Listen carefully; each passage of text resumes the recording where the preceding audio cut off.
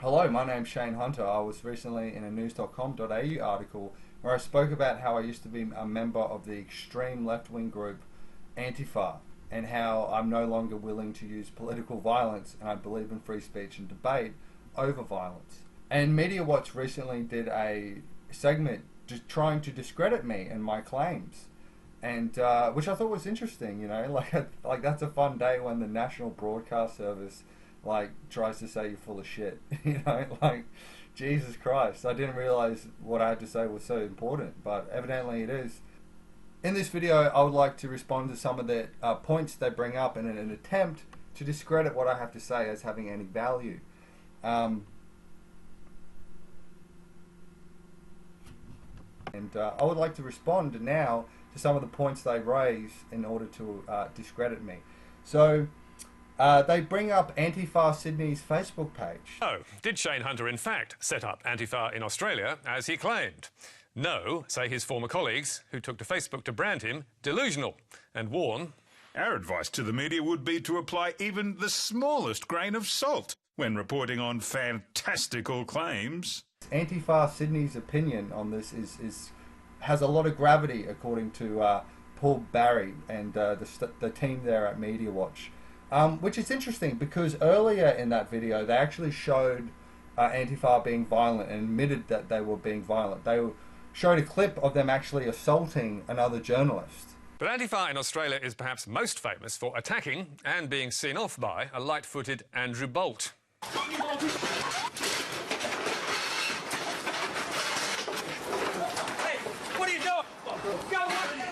And I think it's weird that you would have a group that think it's okay to assault journalists as a journalist, to use them as a reference. Like, that's kind of like, you know, how would you imagine that happening to you, mate? Like, you wouldn't want a world where people were assaulting you because you had different political views to them.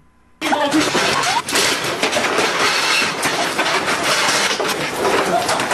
what are you doing? You know, I think that's the society I don't want to live in. You know, and Mr. Paul Barry, a serious question: do you want your kids to grow up in that world where we think that's okay?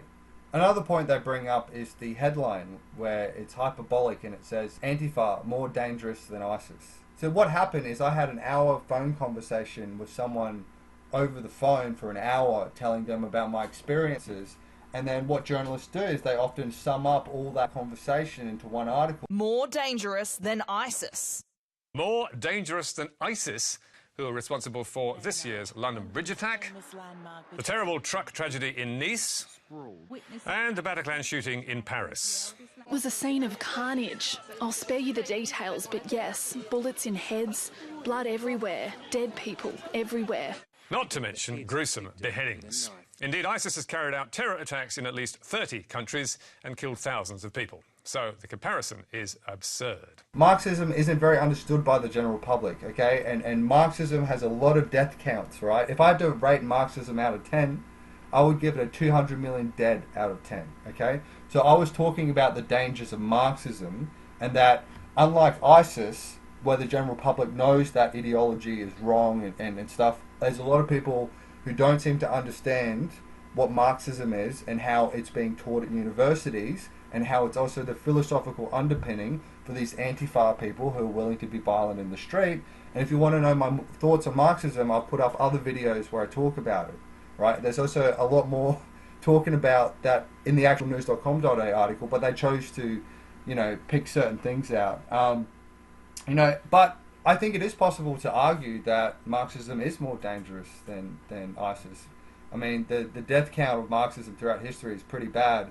And, you know, they bring up how, you know, ISIS has done terrorist attacks in the West and how that's very concerning and stuff. Well, we also have a Marxist country that's basically a giant totalitarian cult trying to build a nuclear weapon to aim it at us.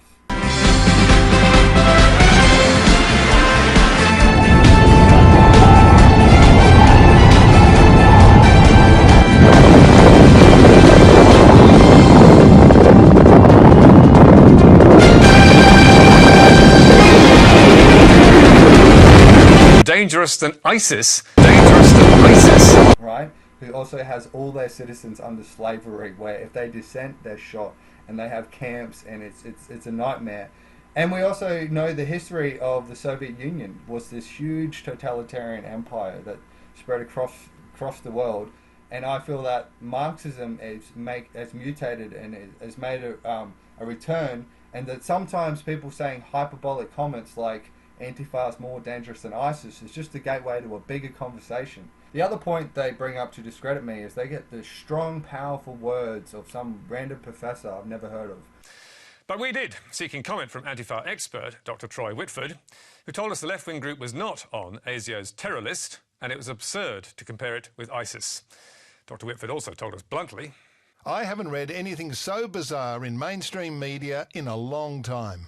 So I googled him because I wanted to know what he was about and why his opinion mattered on this subject.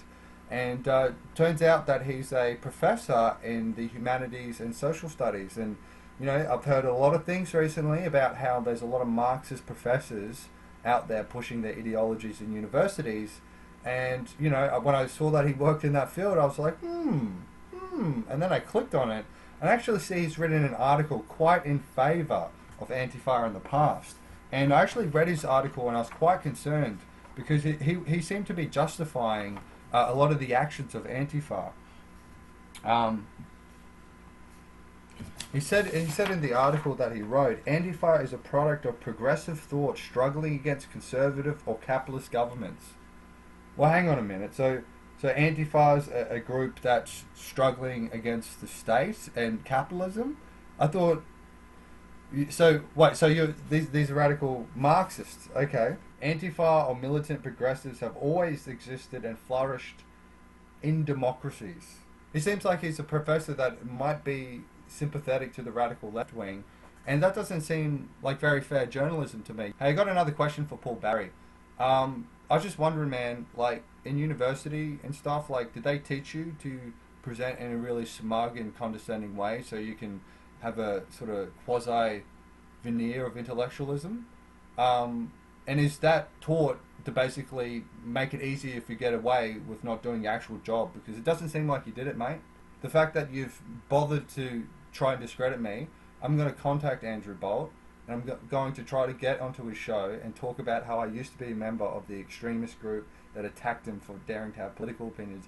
And yes, I can talk to Andrew Bolt without endorsing everything he thinks. However, I have learned some lessons, and next time I'll be writing an article to send to a journalist who wants to publish an article. I'll write it myself actually next time, and I think the Korean has a good character, and I'm willing to stand by her good character, and I think she acted in good faith for something that she thought was a worthwhile story for the public. And I think that's true because I haven't regretted all the messages I've gotten from ex-cult members on the radical left, ex-radical right-wingers, and a whole bunch of people in the left who are sick and tired of all this PC bullying and all this like violence and the lack of debate and actual discussion of ideas. I never claimed I started Antifa, okay? That's Corinne's interpretation based on an hour conversation I had with her, where I believe from memory what I said is that I was involved in doing the call-outs for the first Antifa response to reclaim Australia in Brisbane, and I was also key in setting up Antifa Sydney, okay? So if you wanted to shorten that down to get an hour conversation into a short article for the mainstream media, you might condense that all down and say founder. So, you know, I don't think, you know, there's some huge evil journalism that Corinne's done. I think that MediaWatch has done a lot to discredit themselves here by their partisanship, and I don't think it's okay. I think they're tacitly sort of willing to side with the radical left as long as it helps them hurt the credibility of news.com.au, and I think that kind of political tribalism, trying to win at all costs while forgetting your principles. Your principles should be to stand up for freedom of speech. You call yourself MediaWatch. I know in the past that's a show that's done a lot, and I think there should be shows like that criticizing, you know, even criticizing from a very left-wing position. But if they're going to be radical left-wing ideologues, it shouldn't say MediaWatch. Okay, it should say Gulag Watch or Communist Watch or something like that, you know.